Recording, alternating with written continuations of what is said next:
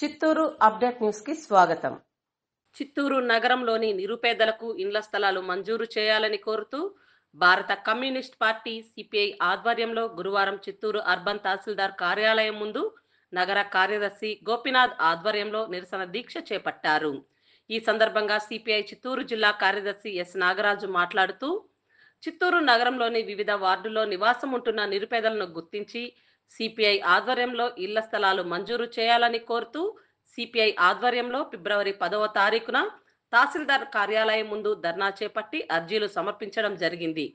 అందులో భాగంగానే గురువారం ఉదయం చిత్తూరు అర్బన్ తహసీల్దార్ కార్యాలయం ముందు సిపిఐ ఆధ్వర్యంలో నిరుపేదలు తహసీల్దార్ సమర్పించిన అర్జీలపై ఎంక్వైరీ చేసి అర్హత గల లబ్ధిదారులను గుర్తించి ప్రభుత్వం కుల మతాలకు అతీతంగా, రాజకీయ పార్టీలకు అతీతంగా ఎస్సీ, ఎస్టీ, బీసీ, ముస్లిం, క్రిస్టియన్, మైనార్టీలకు ఇళ్ల స్థలాలు మంజూరు చేయాలని డిమాండ్ చేశారు.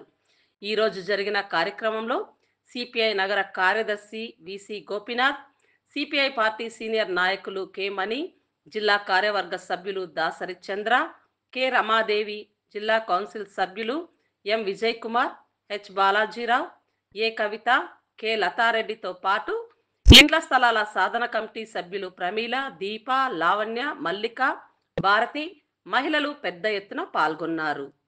కమ్యూనిస్ట్ పార్టీ సిపిఐ ఆధ్వర్యంలో రాష్ట్ర వ్యాప్తంగా 26 జిల్లాల్లో ఉన్నటువంటి నిరుపేదలకు పార్టీలకు అతీతంగా వాళ్ళు ఏ పార్టీ అయినా ఉన్ని, వాళ్ళు ఏ పార్టీలో సభ్యులుగా ఉండొచ్చు, కానీ కులాలు మతాలకు అతీతంగా వాళ్ళు ఏ కులాన ఉన్ని, వాళ్ళు ఏ మతమైనా ఉన్ని, కుల మతాలకు అతీతంగా ఎవరైతే అర్హులైన ఉన్నారో వాళ్ళకి ఇళ్ల స్థలాలు కావాలని ఫిబ్రవరి 10వ తేదీన 26 జిల్లాల్లో అన్ని మండల తహసీల్దార్ కార్యాలయం ముందు కూడా ధర్నాలు జరిగింది.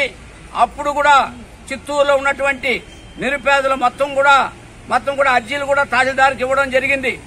మేము తహసీల్దార్ని ఒకటే కోరుతున్నాం, ఏదైతే ఇప్పుడు ఉంటున్నట్టు అధికారం వచ్చినటువంటి కూటమి ప్రభుత్వం ఈ నగరంలో 2 సెంట్లు, గ్రామీణ ప్రాంతాల్లో 3 సెంట్లు ఇస్తానని చెప్పి కూడా ఎన్నికల సందర్భంగా ఆ తర్వాత కూడా అధికారం వచ్చిన తర్వాత కూడా ముఖ్యమంత్రి గాని దానికి సంబంధించిన మంత్రులు అధికారులంతా కూడా చెప్పడం జరిగింది. అందుకోసం ఈ రోజు మేము సిపిఐగా భారత కమ్యూనిస్ట్ పార్టీగా మేము ఒకటే అడుగుతున్నాం అధికారుల్ని, మా యొక్క అర్జీల్ని మీకు సమర్పించినాం, మా అర్జీల్ని ప్రతి ఒక్కటి విచారించండి, ఆధార్ కార్డులతో సహా మీకు ఇచ్చాం, మా ఆధార్ కార్డులు మా అర్జీలంతా కూడా మీకు ఇవ్వడం జరిగింది.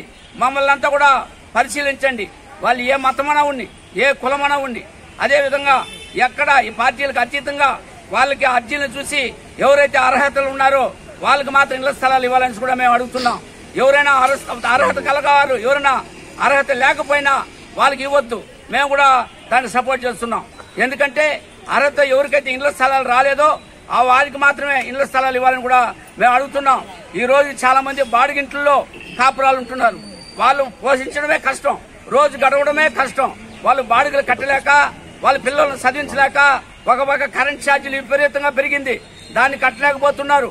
నిత్యావసర కూరగాయల ధరలంతా పెరిగిపోయింది, దాన్ని కట్టలేకపోతున్నారు. దాన్ని కొనలేక మంచి భోజనం కూడా తినే పరిస్థితుల్లో ఈ యొక్క పేద ప్రజలు లేదు.